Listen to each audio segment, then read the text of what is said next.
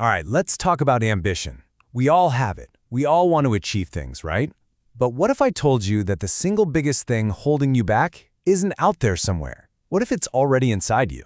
Today, we're diving into Ryan Holiday's big idea that our own ego is the enemy we have to fight every single day. You know, the physicist Richard Feynman really hit the nail on the head with this one.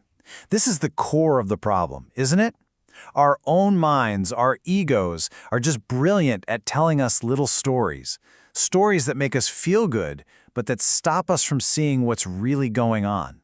And that, right there, is a massive blind spot. And this is the central message.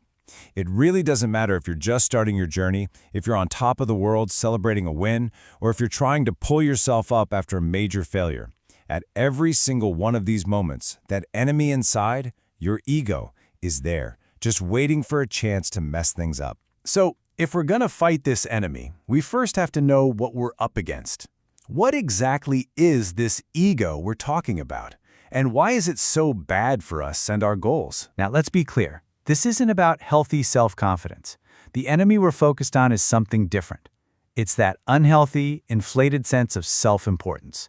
It's that little voice whispering that you're better than you actually are, that you deserve more than you've earned, and that, the rules, they don't really apply to you. And this is such a critical distinction. Real confidence is solid. It's earned through hard work, through actual proof.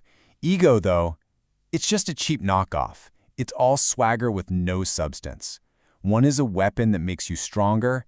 The other is a poison that makes you weaker. Okay, so this whole fight with ego kind of plays out in 3 acts. Let's start at the very beginning with Act 1, aspiration.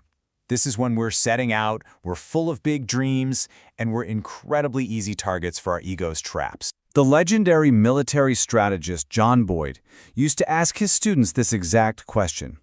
And it's a fundamental fork in the road that every single ambitious person comes to. Are you doing this to be somebody? To get the title, the status, the recognition? Or are you doing this to do something? To actually make an impact, to create something meaningful? And those two paths, they lead to completely different destinations. Being somebody is often about playing politics, cutting corners, whatever it takes to get ahead. Doing something, on the other hand, is about falling in love with the work itself, staying true to your mission. One path is all about you, the other is about a purpose that's bigger than you. Man, this one is a huge trap, especially today. We jump on social media to talk about the business we're gonna start or the book we're gonna write, and that talk, it feels good. It feels like we're making progress, but what it really does is drain the tank. It uses up the fuel we need to do the actual hard work. So how do you fight back at this early stage? Well, it's about humility, purpose, and just grinding it out. Think about a guy like General Sherman. He actually gave up his senior rank so he could support Ulysses S. Grant, because he was totally focused on the mission, not his own fame. The lesson is simple. Be a student, find a real purpose, and then just do the work. All right, on to Act 2, success. So you've done it. You've achieved some of what you wanted. You've made it. But, and this is a big but, the battle's not over. Not even close. In fact, your ego just got a whole bunch of new ammunition. I mean, if you want a cautionary tale for success, it's gotta be Howard Hughes. The guy was a legitimate genius, an amazing pilot, an inventor, but his life was just this slow, painful collapse. Decade by decade, his ego, his paranoia, his refusal to listen to anyone, it all just turned his genius into this destructive monster that torched his talent and his fortune. It's terrifying proof that talent alone can't save you from your ego. The legendary basketball coach Pat Riley had a name for this. He called it the disease of me. It's what happens right after a team wins a championship. All of a sudden, it's not about us anymore. It's about me, my stats, my credit, my contract. This disease is what breaks up championship teams and tanks successful companies. So what's the cure for the disease of me? It's all about sobriety and humility. Staying grounded, right? Like Angela Merkel, who was one of the most powerful people on the planet but was famous for being incredibly down to earth. Or like Genghis Khan, of all people, who was a lifelong student, always taking the best ideas and technologies from the people he conquered. It's about managing your own hype before it starts managing you. Because success doesn't last forever. Sooner or later, we all face failure. We all get knocked down. And that brings us to Act 3. This is the moment where ego can land the final knockout punch. When we hit a wall, we have a choice, a really crucial one. We can slip into what's called dead time, just kind of sitting around, feeling sorry for ourselves, blaming everyone else. Or we can choose a live time, using that setback as fuel, as an opportunity to learn, to act, to get better. So what's with the number 7? It represents the 7 years Malcolm X spent in prison. And it is one of the most incredible examples of a lifetime you'll ever find. He could have just rotted away, but he refused. He decided it would not be dead time. Instead, he read the entire dictionary. Word for word, he devoured books. He turned that prison cell into his university. And that's what laid the groundwork for the leader he would become. Or look at Katharine Graham, who took over the Washington Post after a personal tragedy.